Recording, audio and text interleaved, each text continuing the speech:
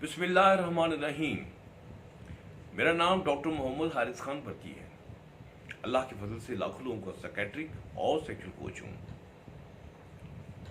हमने एक video series obesity, मोटापा, ओवरवेट पे की शुरू की है।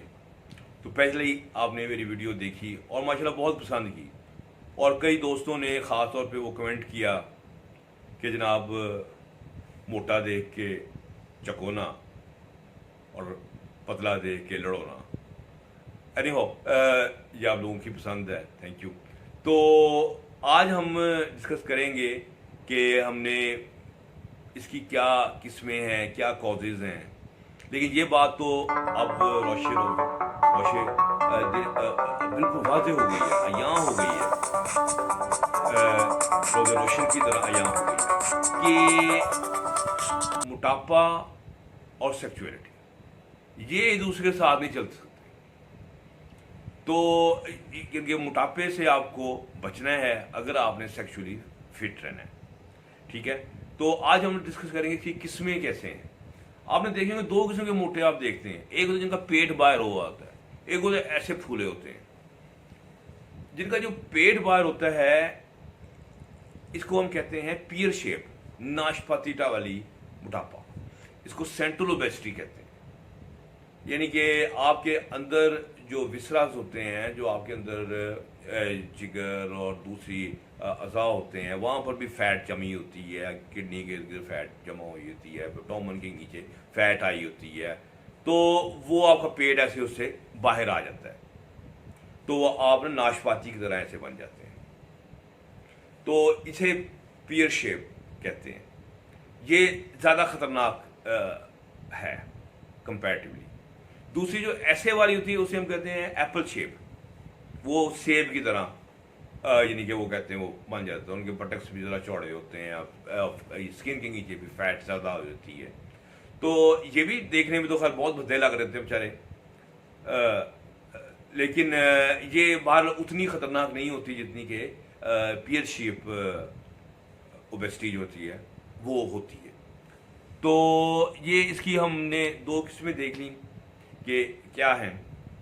अब हम इसकी जो वजूहात पे आते हैं कि वजूहात हमें पता भी हैं, बहुत सारी दो बिल्कुल वाज़ेह हैं, लेकिन कुछ और हम ऐड करेंगे। एक तो जेनेटिक्स है। जैसे हमने देखा है कुछ फैमिलीज हैं वो मोटी मोटी हैं, कश्मीरी हैं, डार हैं, बट हैं, मोटे हैं अक्सर, लेकिन सारे नहीं, कोई कॉन्शियस भी हैं, अपने आप को स्मार्ट भी रखा हुआ है, ऐसे भी पाए जाते हैं। कुछ फैमिलीज पतली हैं, कराची में आप चला जाएं, और इंसारी और सिद्दीकी और मुख्तलिफ किस्म के जो आपको वहाँ से माइग्रेंट मिलते हैं, तो वो जनरली उनका पतला है स्ट्रक्चर। सो उनके जो उनके जेनेटिक्स में पतलापन है। इधर जो मैंने आपको फैमिली डिस्कस की है इनमें जनरली मोटापा है, ठीक है। लेकिन ये जरूरी नहीं होता कि अगर आपको जेनेटिक्स में एक चीज मिल जाए वो उसने आप पे असर करना ही करना है। आप इन्वायरमेंट के जरिए उसके ऊपर असरअंदाज हो जाते हैं, अपने बिहेवियर से काबू कर सकते हैं।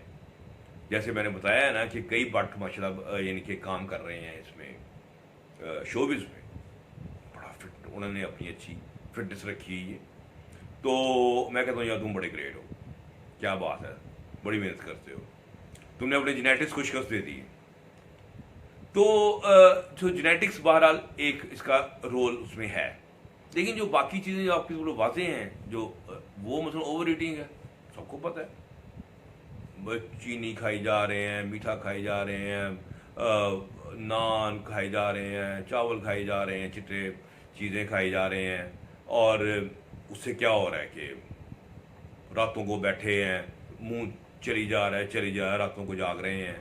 तो ओवर ईटिंग जो है बहरहाल, जितने आप ज़्यादा चीज़ें जिसमें कार्बोहाइड्रेट ज़्यादा होता है वो आप ज़्यादा खाते हैं, ज़्यादा इंसुलिन निकलती है, इसे कहते हैं इंसुलिन स्पाइक आती है। इंसुलिन स्पाइक जितनी आती है उतनी वो सारा का सारा ग्लूकोज जो है वो कन्वर्ट हो जाता है इनटू द जो फ्रुक्टोज, और ये फैट में कन्वर्ट हो जाता है, और वो जाके स्टोर होना शुरू हो जाता है आपके विसराज में, आपकी बॉडी के नीचे फैट सेल्स के अंदर फूलना शुरू हो जाता है। फैट सेल खुद एक फिर मुख्तलिफ टॉक्सिन पैदा करते हैं। जब टॉक्सिन पैदा करते हैं तो वो मज़ीद आपकी इंसुलिन को रेजिस्टेंट कर देते हैं।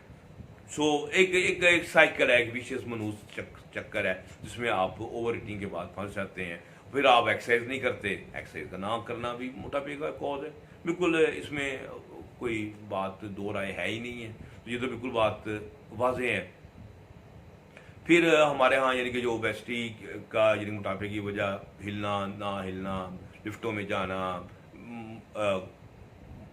इवन चैनल भी चेंज करना है तो आपने उसी से करना है, रिमोट से करना है। पंखा भी चलाना है रिमोट से, एसी भी चलाना है रिमोट से। मैं हिलना ही नहीं है, यानी कि और कहते बिल भी जमा कराओ तो बस बैठे बैठे मोबाइल पे सब कुछ कर दो।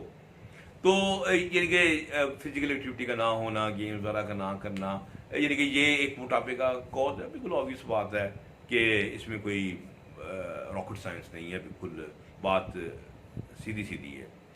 ठीक है। फिर लेकिन आजकल लाइफस्टाइल चेंज हो गया है, लोग रातों को जागते रहते हैं, नींद का ना आना, ना पूरा करना, सारी रात बैठ के खाते रहना, ख़ासतौर पे इस किस्म की चीज़ें, बेकरी की चीज़ें, दूसरी चीज़ें।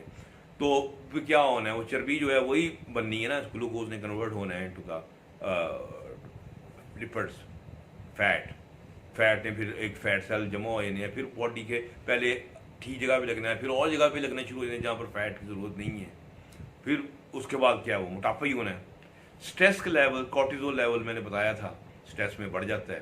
स्ट्रेस पे मेरी एक वीडियो है, आप ज़रूर देखें, उसका लिंक भी मैं दूंगा। स्ट्रेस है क्या है कि स्ट्रेस से बहुत, स्ट्रेस तो बेसिकली एक कोई भी हालात में ख़राबी हो जाए और आपका जिस्म का जो रिस्पॉन्स है उसको हम स्ट्रेस कहते हैं। मतलब ओवरवर्क है, ये भी एक स्ट्रेस है। सोचें हैं, परेशानी है, ये भी एक स्ट्रेस है। ठीक है। तो मुख्तलिफ किस्म के आपके स्ट्रेसेस हैं। और स्ट्रेस तो आपको पता ही है, सेक्स का भी बड़ा दुश्मन है, इसमें भी मेरी की वीडियो है। तो लेकिन स्ट्रेस की वजह से आप ओवर ईटिंग भी करते हैं और स्ट्रेस की वजह से कॉर्टिसोल भी पैदा होता है, आपकी फैट बर्न नहीं करती, सीधा ही निकलता है मोटापा। तो स्ट्रेस जो है ये एक रीज़न है। नींद का ना होना ये एक रीज़न है। फिर आपके एंडोक्राइन, आपके हदूद हैं, टेस्टोस्टेरोन लेवल कम हो गया है, मोटापा। थायराइड लेवल डाउन चला गया है, मोटापा। यानी कि मुख्तलिफ किस्म की, यानी कि आपके एंडोक्राइन है, ये इसका रोल है मोटापे में। जब ये, लेकिन अजीब सा जाएगा, जब टेस्टोस्टेरोन लो होगा मोटापा होगा, मोटापा होगा तो मजीद टेस्टोस्टेरोन लो होगा, ना सेक्स होगा, ईस्ट्रोजन बढ़ जाएगा, ईस्ट्रोजन बढ़ जाएगा, फिर मोटापा। तो एक साइकिल है। लेकिन उस साइकिल को हम कैसे तोड़ना है, हम अगली वीडियो में डिस्कस जरूर करेंगे। आप जमा खातर रखें, यानी कि माइनस खातर नहीं, जमा खातर। तो वो इंशाअल्लाह वो आपसे डिस्कस करते रहेंगे। फिर इसके अलावा एज के साथ आपका मेटाबॉलिज्म स्लो हो जाता है।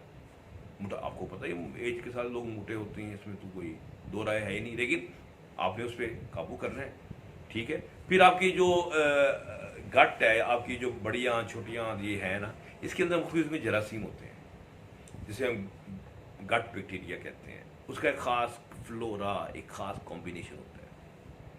वो अगर चेंज हो जाए तो उससे भी मोटापा हो जाता है। इसलिए हम कहते हैं कि प्रोबायोटिक्स ज़्यादा लिया करें। प्रोबायोटिक में जैसे जैसे आपके सामने एप्पल साइडर है या आपके सामने दही है, ये नेचुरल हैं सारे प्रोबायोटिक्स, वो आप ज़्यादा लें, अपने फ्लोरा को मेंटेन रखें, बैलेंस रखें। एंटीबायोटिक वगैरह लेने से, चीज़ों से ये ख़राब भी हो जाता है। और जब ये ख़राब होता है तो आपका दिमाग तक असर करता है, ये जो आपका बैक्टीरिया का फ्लोरा होता है। ठीक है। तो इसके ये मेटाबॉलिज्म जो है, जो इंसान का फिर एज के साथ जो है ना वो स्लो हो जाता है, इनकी वजह से ख़राब होना शुरू हो जाता है।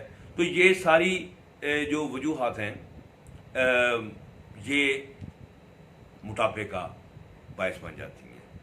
तो इंशाल्लाह अगली वीडियो में हम देखेंगे कि इस मोटापे को हमने कम कैसे करना है।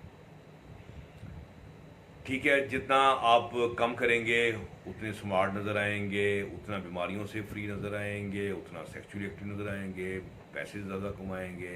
मोटापा जो है खुशहाली की निशानी नहीं है, ये बीमारी की निशानी है। तो हम डिस्कस करेंगे नेक्स्ट टाइम कि कैसे इसको कम करना है। तो अगर आपको हमारी वीडियो पसंद आई है तो आप मेरे चैनल को जरूर सब्सक्राइब करें, नोटिफिकेशन बेल को जरूर टच करें। तो अपना बहुत सारा ध्यान रखें। अगले हफ्ते तक डॉक्टर बर्की को इजाज़त दीजिए। अल्लाह हाफ़िज़।